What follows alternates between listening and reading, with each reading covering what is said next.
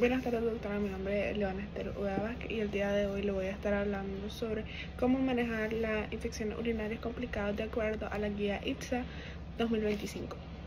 Como sabemos, las infecciones urinarias son un problema muy común de día a día porque muchas personas atraviesan por eso, pero ya cuando hablamos de una infección urinaria complicada, ya esta tiene una gravedad diferente, ya que esta nos puede llevar hasta una sepsis o un daño renal.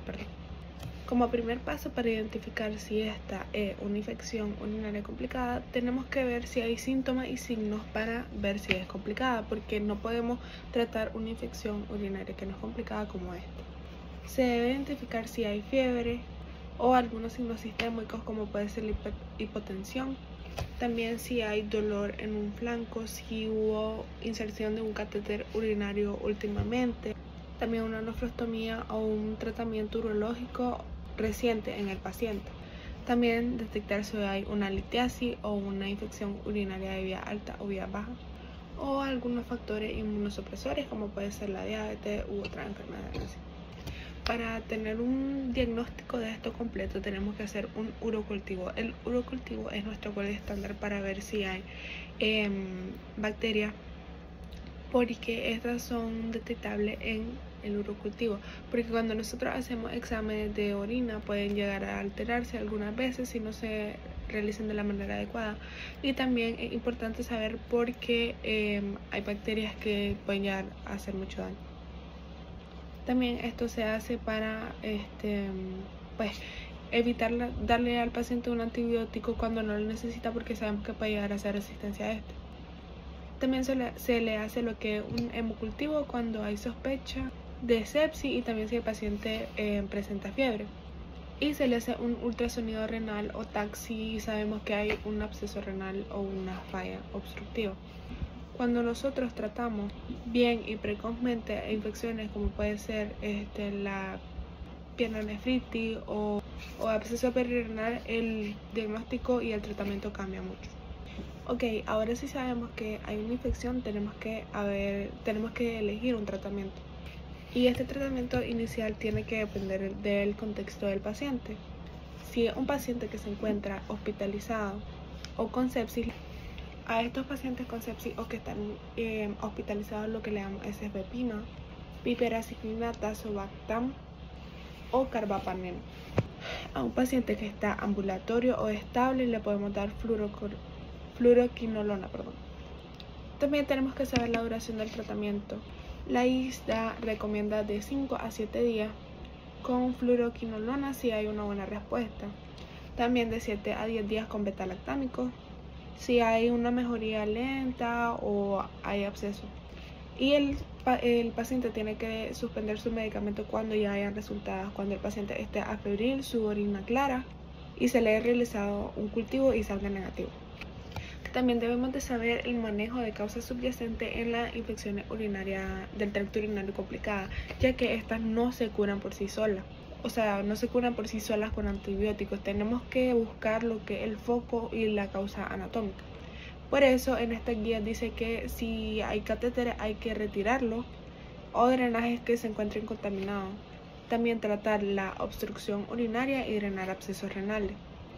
Y pues muy importante siempre en estas infecciones tratar las comorbilidades como son la diabetes, o si el paciente presenta insuficiencia renal hay que tratarlo, porque estas son comorbilidades que pueden llegar a empeorar en el paciente y son muy frecuentes estos pacientes que lleguen con ictus complicados. Las complicaciones más graves son pielonefritis, abscesos renales, sepsis urinaria y la bacteremia persistente. Detectarla en un tiempo prudente y precoz puede llegar hasta salvar la vida del paciente. Las infecciones del tracto urinario complejas, como sabemos, muchas personas tal vez no conocen sobre el riesgo que puedan complicar y no se hacen los tratamientos debidos. Entonces los diagnósticos que debemos de hacer para esta enfermedad es muy importante y lo tenemos que concientizar a la población de lo importante que es irse a hacer un diagnóstico precoz cuando está el inicio de los síntomas, para así descartar una infección del tracto urinario complicada o una simple infección de vía urinaria, porque el tratamiento y la calidad de vida puede cambiar mucho. Informarle al paciente que para un diagnóstico completo primeramente se tiene que realizar lo que es un urocultivo, porque el urocultivo nos llega a dar si hay bacterias afectando al paciente, y esto es más sensible a la especificidad del tratamiento, porque también así podemos darle antibióticos sin generar resistencia en el paciente y sabemos que va a tratar una causa. También se hace exámenes de sangre, como son los hemogramas, si hay fiebre o el paciente llega a presentar sepsis. También se hace un examen general de orina con pigura, nitrito y bacteriura significativa, para así también llegar a descartar cualquier otro tipo de enfermedad. También muy importante es que el paciente se realice un ultrasonido o un TAC para así poder ver si hay una obstrucción renal, también absceso o hidronefritis. Bueno, una vez que nosotros tenemos el cultivo, debemos de ver la sensibilidad antibiótica, porque así podemos tratar con un antibiótico que cure las necesidades del paciente y nuestras necesidades como médicos, para así tratar al patógeno efectivamente. Si el paciente presenta mejorías, podemos pasar el tratamiento intravenoso a oral. También tenemos que saber cuánto tiempo le vamos a dar a este paciente dependiendo del contexto y la situación clínica.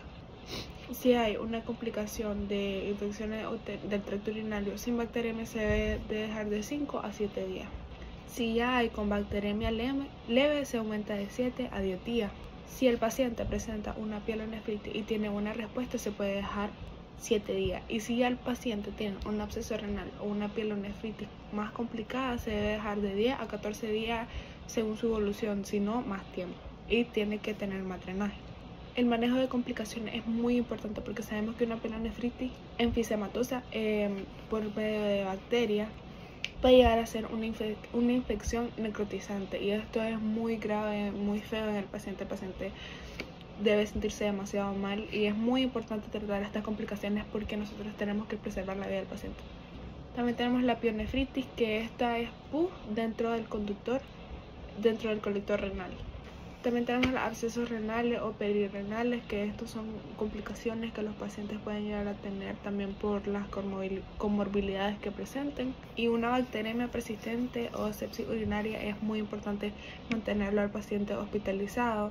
Si la enfermedad requiere drenaje quirúrgico, se le debe hacer, o drenaje percutáneo también. Ok, como prevención y para evitar este tipo de enfermedades, de infecciones, tenemos algunas cositas que la guía nos recomienda. Como es, si el paciente no necesita sondas, si el paciente puede ir al baño, evitar sondas innecesarias, ya que estas pueden ser muy frecuentes a lo que son infecciones urinarias por el tiempo que pueden pasar en el paciente sin llegarla a cambiar, y también son bastante molestas para algunos pacientes. También fomentar una hidratación adecuada, que el paciente tome suficiente agua y pues no consuma mucha gaseosa y mucho dulce también. En pacientes con catéteres crónicos debemos de mantener los cuidados asépticos y los recambios regulares necesarios. En resumen, las infecciones de vía urinaria son más que una simple bacteria, son enfermedades que pueden llegar a complicaciones, incluso hasta la muerte. Estas requieren un manejo integral, que requiere un buen diagnóstico, una buena anamnesis, una buena historia clínica, para no mandar antibióticos a pacientes súper innecesarios, porque estos pueden llegar a generar resistencia. Y también importante saber el control anatómico y tratar con antibióticos racionalmente. En esta guía nos insta a no solo dar antibióticos por cualquier razón, sino a pensar un poco más por qué los damos, ya que así podemos curar efectivamente al paciente, evitar sepsis o fallas renales y frenar la resistencia bacteriana. Este es todo mi video, gracias.